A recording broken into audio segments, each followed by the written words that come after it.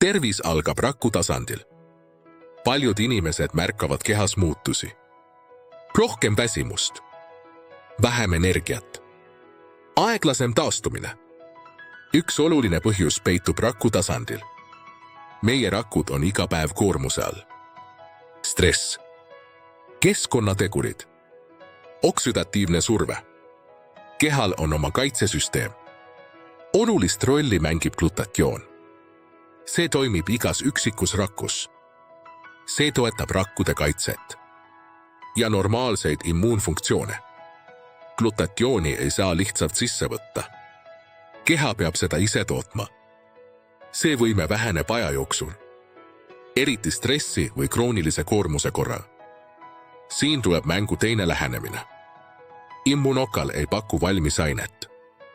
See annab spetsiaalseid valgulisi ehitusblokke. Need ehitusblokid võivad toetada keha enda glutatiooni tootmist. See lähenemine on teaduslikult uuritud. See põhineb loomulikul ainevahetusel, mitte ravimitel, vaid toitumisel. Oluline on realistlik käsitlus. Immunokal ei ole ravim. See ei asenda meditsiinilist ravi. See on mõeldud inimestele, kes soovivad mõista raku tervist. Lisaks kasutamisele on olemas ka teine võimalus.